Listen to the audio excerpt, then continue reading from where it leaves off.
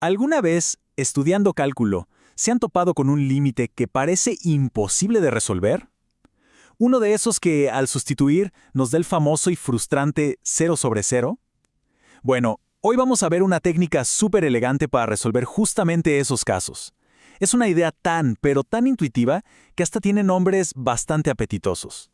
Y todo se resume en una pregunta muy simple. ¿Qué pasa cuando una función queda atrapada entre otras dos? A ver, esta será nuestra ruta. Primero vamos a entender bien el problema del límite indeterminado. Luego nos vamos a apoyar en una analogía muy visual, la del sándwich, para entender la solución. Después pondremos las reglas formales, o sea, la hipótesis y la tesis, para luego aplicar todo con un ejemplo concreto. Y para cerrar, veremos por qué este teorema es tan importante en el cálculo. Arranquemos por lo más básico. La forma más sencilla de resolver un límite es, claro, la sustitución directa. Si tenemos una función, digamos polinómica, y queremos saber su límite cuando x tiende a 2, pues simplemente reemplazamos la x por un 2, hacemos la cuenta y listo, tenemos la respuesta. Esto funciona de maravilla la mayoría de las veces. Aquí es donde la cosa se complica. ¿Qué pasa cuando al hacer esa sustitución nos encontramos con un 0 dividido entre 0? Bueno, a eso se le llama una forma indeterminada, y es básicamente la forma en que las matemáticas nos dicen: ¡epa! Por acá no es, el camino fácil no va a funcionar esta vez. Así que necesitamos una herramienta un poquito más sofisticada, y esa herramienta es justamente el teorema de la compresión. Y para entender esta nueva herramienta, no hace falta empezar con fórmulas complicadas ni nada de eso.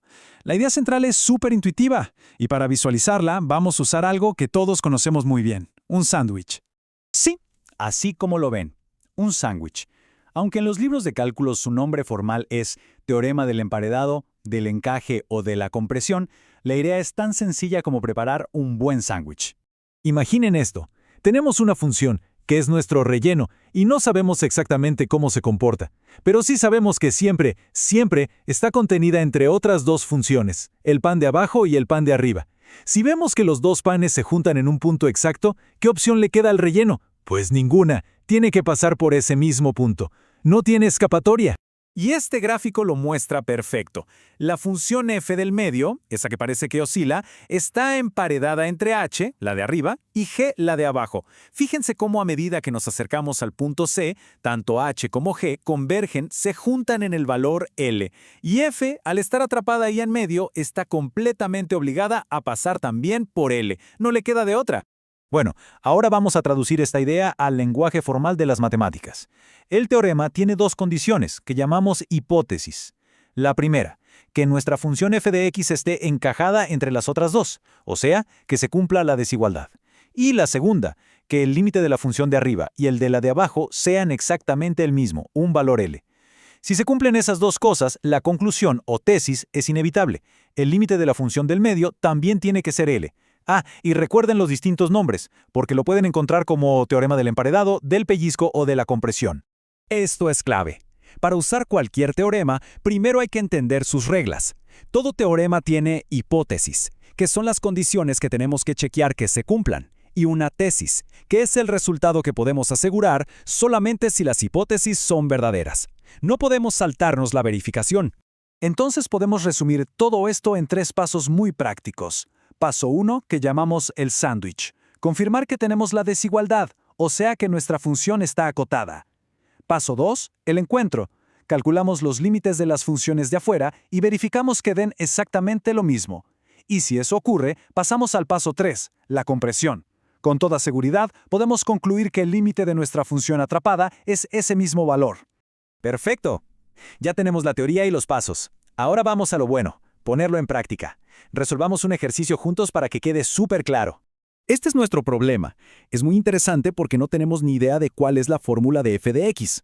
Pero no importa, porque nos dan la pista más importante de todas. Nos dicen que f de x vive atrapada entre estas otras dos funciones y nos piden su límite cuando x se acerca a -3.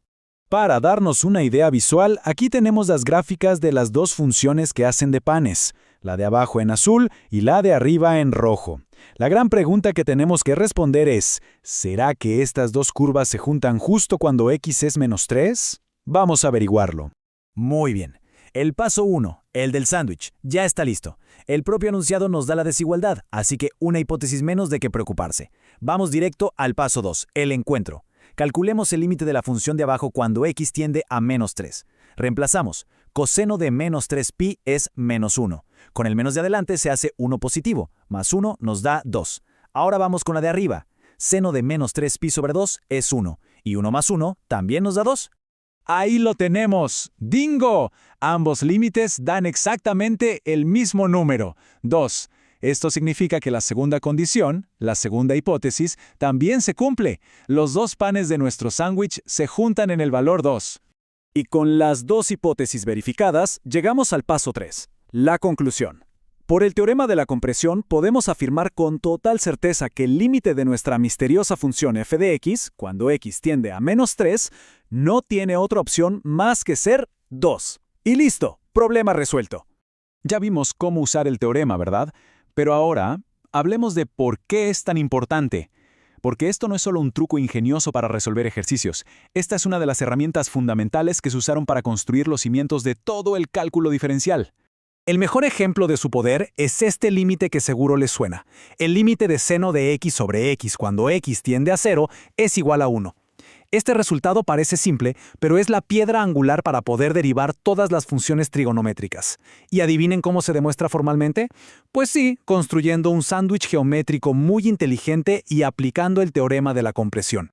Y aquí está su verdadera magia. El teorema nos da un método riguroso para domar funciones muy complejas, sobre todo las que oscilan mucho, donde una simple sustitución no nos dice nada. Nos permite sentar las bases firmes sobre las que después se construye todo el edificio del cálculo. No es un teorema más, es un pilar. Y para terminar, creo que esta frase lo resume todo a la perfección. Es una herramienta elegante para atrapar los límites más escurridizos, y nos deja una lección muy valiosa.